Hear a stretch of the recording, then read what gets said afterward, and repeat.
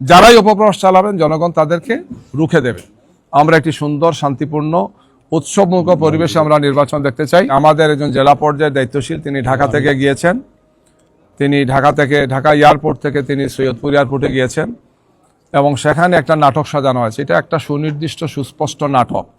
তিনি যখন ঢাকা এয়ারপোর্ট থেকে অর্থাৎ শাহজালাল বিমানবন্দরের অভ্যন্তরীণ টার্মিনালে যান তখন তার সাথে সেখানে কর্তব্যরত অফিসাররা দেখেছেন তার সাথে যে ব্যাগ ছিল সেখানে তার সাথে টাকা ছিল। যেহেতু এখন ব্যাংক বন্ধ, সবকিছু বন্ধ, একজন তার ব্যবসার কাজে তিনি যেতেই পারেন, নিতেই পারেন, আভ্যন্তরীণভাবে এটা কোনো ধরনের কোনো অসুবিধা নাই, আইনে কোনো ব্যত্যয় নাই।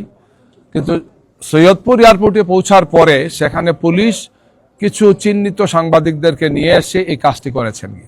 এবং আমরা এটাও জেনেছি যে পুলিশ অফিসার কাজটি করেছেন তিনি আগের যে সেই কুখ্যাত মনিরুল ইসলামের সহযোগী হিসেবে তার একটা পরিচিতি আছে। তো একজন বয়স্ক ব্যক্তি, একজন শিক্ষক, একজন দায়িত্বশীল ব্যক্তি, একজন অসুস্থ ব্যক্তি, তাকে এই ধরনের নাজেহাল করা হয়েছে, হেনস্থা করা হয়েছে, মেন্টাল টর্চার করা হয়েছে। তিনি অসুস্থ হয়ে আপনারা জানেন এখন তিনি রংপুর হাসপাতালে আছেন। আমেরিকান ASTM স্ট্যান্ডার্ডে তৈরি আধুনিক যুগের আধুনিক pipe, RFL easy pipe and fittings. তো এই যে ঘটনাটা যিনি ঘটালেন আমরা এসিকে বলেছি যে এটা আপনাদের একটা দায়িত্ব আছে, এটা ক্লিয়ার করা উচিত যে আমি কোনো ক্রিমিনাল অফেন্স করলাম না, আমার কাছে কিছু টাকা পাওয়া গেছে, এর ভিত্তিতে আমাকে আমার সম্মান মর্যাদা আমার দলকে প্রশ্নবোধক করা হচ্ছে। এর অর্থ হচ্ছে এটাই যে একদল লোক যারা মনে করছেন যে জনগণের সমর্থন তাদের প্রতি নেই, তারাই এখন ছলে বলে কলে কৌশলে আমাদেরকে জনগণের সামনে ভিন্ন রূপে উপস্থাপনের জন্য আমাদের মর্যাদাকে, আমাদের দলের মর্যাদাকে, আমাদের সম্মান ইজ্জতকে, জনসমর্থনকে প্রশ্নবোধক করার জন্য একটা হীন অপপ্রয়াস চালাচ্ছেন, একটা ঘৃণিত অপপ্রয়াস তারা চালাচ্ছেন। গিয়ে অতীতেও ফেসিবাদ থাকতেই কাজটি করেছেন। আমাদের জামাতের অফিস থেকে এসে আমাদের কাগজপত্র নিয়ে গেছেন, টাকা পয়সা নিয়ে গিয়েছেন, বলেছেন যে জামাত এগুলো নিয়ে মানি লন্ডারিং করবে, বড় মামলা দিয়েছেন। এটা আমরা ফেস করেছি, আমি নিজে সেই মামলার ট্রায়াল লয়ার ছিলাম, যে মামলা থেকে আমরা বেকসুর খালাস পেয়েছি, সব টাকা আমরা ফেরত পেয়েছি। আমরা তো বলেছি যে এটা আমাদের দলের বিষয়। তো এই ধরনের বিষয়গুলোকে তখন করা হয়েছে। আমরা এই সময়টা আশা করি না।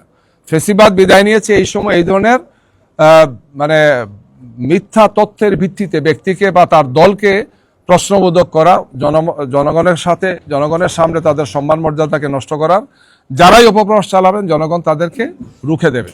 আমরা একটি সুন্দর শান্তিপূর্ণ উৎসবমুখর পরিবেশে আমরা নির্বাচন দেখতে চাই। আমরা আশা করি যে এক্ষেত্রে সবাই দায়িত্বশীল ভূমিকা পালন করবেন।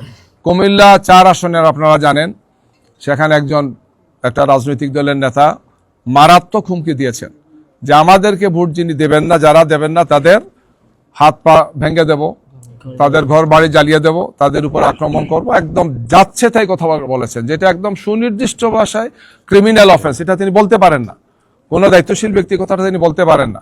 কিন্তু আমরা বলেছি ইসিকে এই সমস্ত বিষয়ে আপনাদের তাৎক্ষণিক পদক্ষেপ নেওয়া উচিত।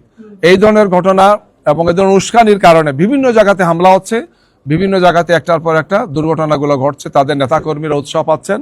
এই যে নেতাদের উপর হামলা, গাড়িতে হামলা, নারীদের উপর হামলা, মহিলা কর্মীদের উপর হামলা হচ্ছে, এগুলোর কারণ এই সমস্ত নেতাদের উস্কানিমূলক বক্তব্যের কারণে এগুলো হচ্ছে।